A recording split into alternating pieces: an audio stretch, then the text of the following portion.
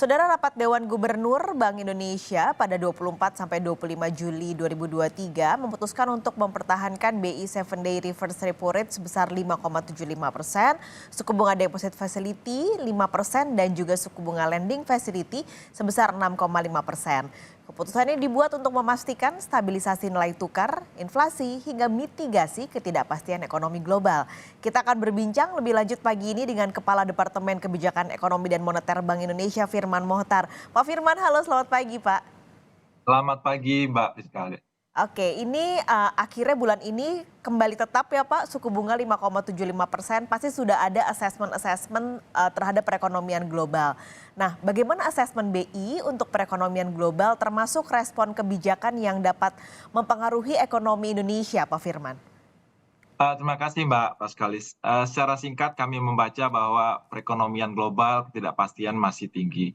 Ada dua aspek yang perlu jadi perhatian kita. Yang pertama adalah satu sisi kami memang masih melihat pertumbuhan ekonomi dunia masih dalam sekitar 2,7% pada tahun 2023 ini.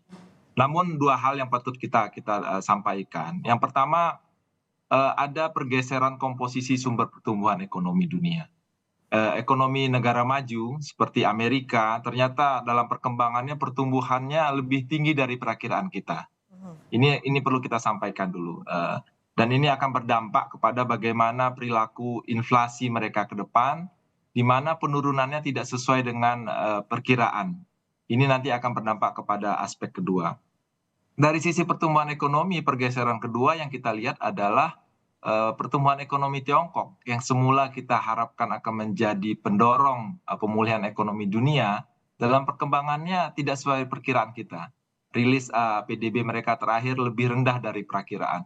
Faktornya tentu kondisi properti mereka yang memang belum sesuai harapan kita. Gambaran ini pada gilirannya tempat kami sampaikan menimbulkan ketidakpastian dari sisi pertumbuhan ekonomi. Kedua adalah dampak dari inflasi Amerika yang tinggi tadi. Akibatnya adalah fenomena yang seperti banyak kita sampaikan sebelumnya, fenomena higher for longer itu akan terjadi. Kita sudah lihat Fed Fund Rate sudah meningkat kemarin di bulan Juli ini 25 basis point. Kami perkirakan akan ada tambahan sekali lagi ke depan.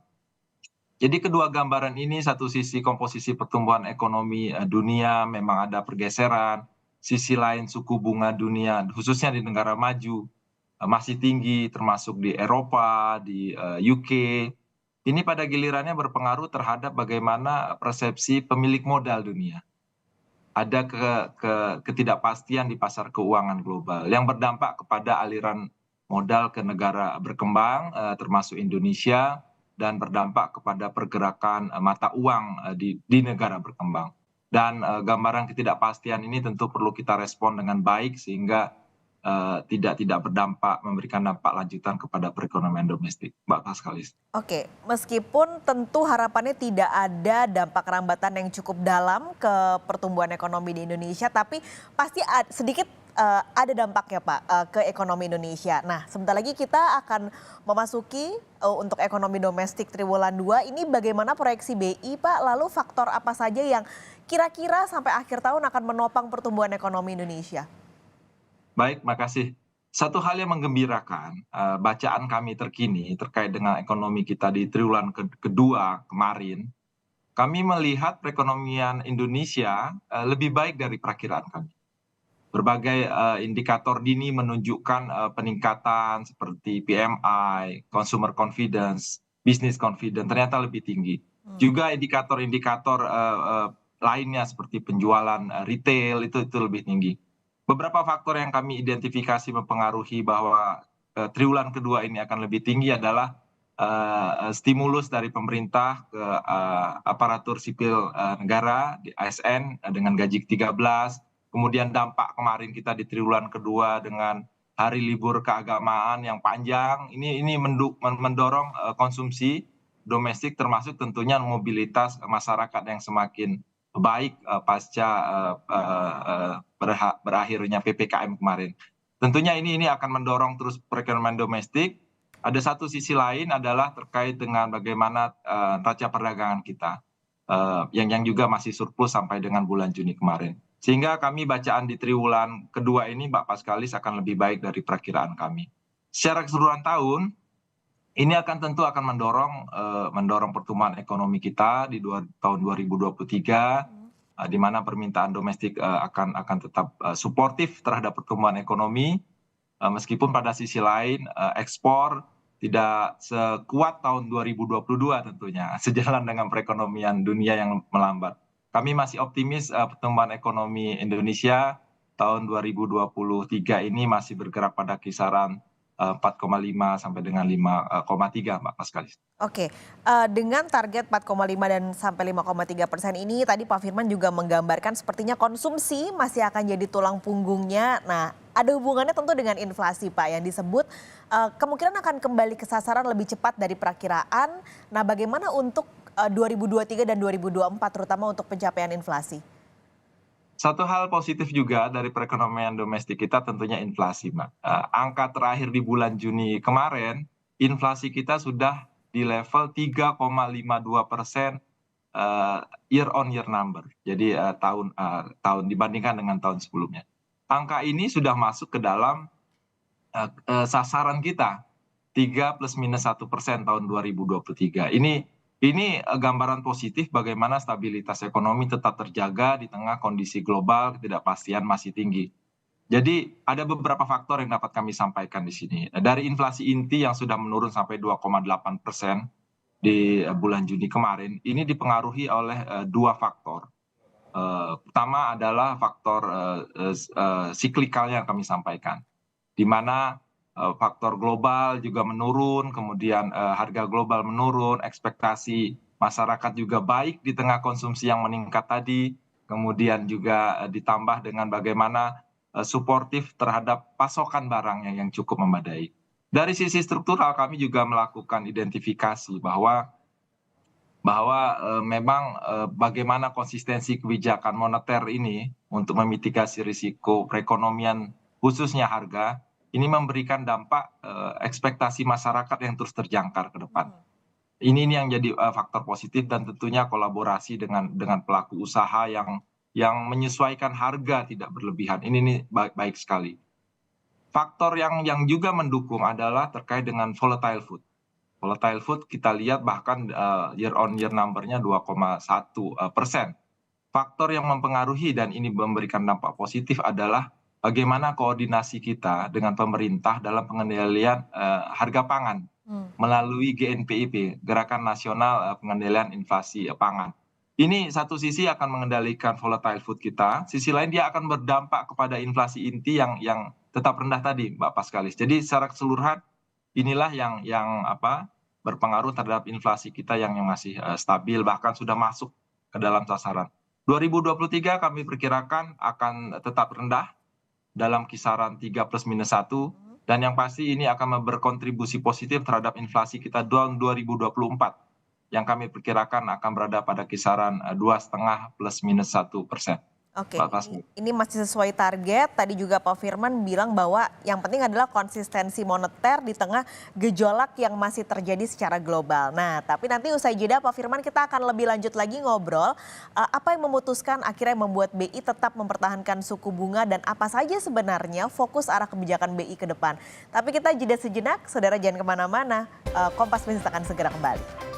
Kompas Bisnis masih bersama Kepala Departemen Kebijakan Ekonomi dan Moneter Bank Indonesia Firman Mohtar. Pagi ini Pak Firman ngobrol-ngobrol lagi. Jadi kalau bulan ini BI akhirnya tetap mempertahankan suku bunga 5,75%. Nah apa yang jadi pertimbangan Pak kenapa akhirnya tetap 5,75% dan sampai akhir tahun berarti sekitar 6 bulan ke depan apa yang jadi fokus arah kebijakan BI?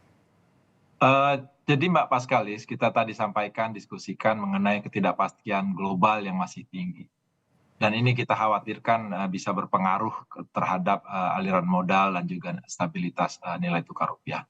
Sehingga apa yang kami lakukan di RDG minggu yang lalu, Bank Indonesia menetapkan BI 7 days reverse repo rate, suku bunga kebijakan kita pertahankan pada level 5,75. Pertimbangannya tentu kita akan fokus memitigasi dampak ketidakpastian global tersebut sehingga dapat memastikan stabilitas nilai tukar tetap terjaga dan pada akhirnya bisa memitigasi dampak lanjutan terhadap harga imported inflation kita yang sekali lagi diarahkan untuk tetap menjaga stabilitas inflasi kita dan pada akhirnya akan suportif terhadap pertumbuhan ekonomi. Dengan fokus tersebut, tentunya kami juga meyakini level tersebut masih tetap suportif mendukung terhadap upaya kita mendukung pemulihan ekonomi dan yang pasti konsisten dengan menjaga inflasi kita ke depan. Itu yang kita lakukan. Dan untuk kebijakan tersebut juga didukung oleh kebijakan lainnya, bauran kebijakan lainnya dari sisi makroprudensial. Kami juga sudah menyampaikan terkait dengan kebijakan insentif likuiditas makroprudensial, ya ini memberikan insentif kepada kredit-kredit tertentu, hilirisasi, dan juga perumahan dan ekonomi hijau. Jadi ini bagian kita, satu sisi kita memastikan stabilitas terjaga, sisi lain kita support terhadap pemulihan ekonomi. Sisi lain juga kebijakan sistem pembayaran kami terus dorong melalui akselerasi digital sistem pembayaran. Jadi policy mix bauran kebijakan, satu sisi kita pertahankan stability, satu sisi lain kita dorong pertumbuhan ekonomi ini sehingga menjadi seimbang di tengah ketidakpastian global yang masih tinggi tadi. Pak Pascal. Oke, berarti ada 3 poin tadi Pak, inflasi, lalu juga ada nilai tukar dan menjaga stabilitas. Tapi saya mau fokus ke satu Pak soal stabilitas nilai tukar karena biasanya kalau ada gonjang-ganjing ekonomi global biasanya yang kena nih stabilitas nilai tukar. Nah Bank Indonesia adakah respon yang khusus Pak untuk tetap menjaga stabilitas nilai tukar rupiah ini? Apalagi tadi Pak Firman bilang kan aliran modalnya akan terpengaruh gitu ketika ekonomi secara global bergejolak. Nah adakah yang dilakukan Bank Indonesia untuk merespon menjaga stabilitas nilai tukar ini?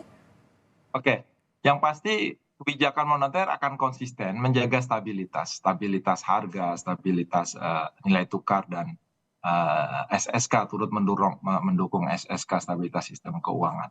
Konsistensi ini menjadi penting karena akan berpengaruh terhadap persepsi investor terhadap perekonomian kita ke depan.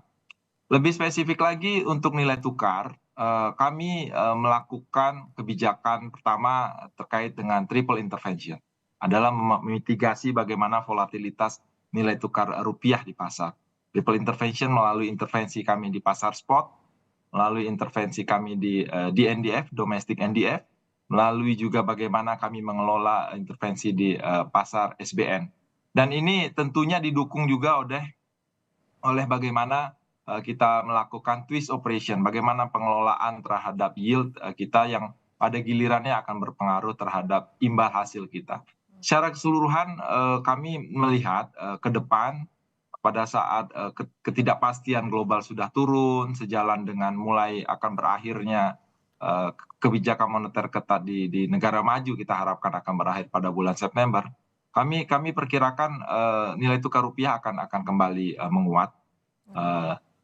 Posisi sekarang pun kita secara year to date dibandingkan dengan awal tahun, posisi kita kursnya masih menguat dan lebih baik dibandingkan dengan mata uang regional.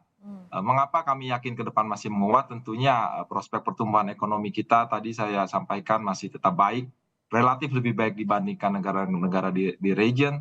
Kemudian imbal hasil kita juga baik, yang kemudian juga inflasi kita rendah, dan ini juga ditopang oleh persepsi yang semakin baik. Ada kabar baik yang kita dapat minggu lalu adalah kenaikan rating kita dari RNI, lembaga rating di Jepang, yang menaikkan bagaimana outlook kita dari stabil menjadi positif. Ini cerminan positif dari kita. Kemudian kami juga meyakini bahwa kebijakan pemerintah terkait dengan PP 36 2023 terkait dengan DHI ini bisa juga suportif terhadap pasokan falas domestik yang pada gilirannya akan semakin mendukung upaya kita menjaga stabilitas nilai tukar rupiah. Mas Pakalis. Oke, ini tentu apa yang sudah dicapai mempertahankannya menjadi lebih baik. Tidak kalah penting adalah sinergi dengan otoritas terkait. Ada KSSK, ada BI, LPS, OJK bersama Kemenkyu Pak untuk menjaga stabilitas keuangan dan mendorong pertumbuhan ekonomi ini. Nah, apa yang akan dilakukan, sinergi apa yang akan dilakukan bersama-sama Bank Indonesia dan otoritas-otoritas tadi Pak? Mbak Paskalis mengangkat hal yang penting. Semua ini tentunya akan disupport oleh bagaimana kita memperkuat sinergi dengan pemerintah, baik pemerintah pusat maupun pemerintah daerah. Dari pemerintah pusat dan daerah tentunya kita akan support, kita akan koordinasikan bagaimana menjaga stabilitas harga. TPIP, tim pengendalian inflasi pusat, tim pengendalian inflasi daerah, yang di dalam kerangka GNPIP-nya akan terus didorong. Ini untuk penting bagaimana kita mengendalikan inflasi pangan. Karena ini akan berpengaruh terhadap keseluruhan inflasi nasional. Yang kedua tentunya kita akan terus koordinasi dengan pemerintah bagaimana mendorong pertumbuhan ekonomi. Makanya kami tadi ada bauran kebijakan juga untuk mendorong pertumbuhan ekonomi melalui kemudian koordinasi kita bagaimana mensinergikan secara optimal kebijakan moneter dengan kebijakan fiskal. Dan yang terakhir kita juga bagaimana mendukung stabilitas sistem keuangan melalui koordinasi erat di dalam KSSK, Mbak Paskalis. Oke, jadi ini semua untuk dilakukan kembali bahwa untuk mempertahankan nilai tukar, menyasar inflasi tetap pada targetnya dan menjaga stabilitas. Terima kasih banyak Pak Firman Mohtar, Kepala Departemen Kebijakan Ekonomi dan Moneter Bank Indonesia, sudah bergabung pagi ini di Kompas Bisnis. Sampai ketemu lagi Pak, sehat selalu.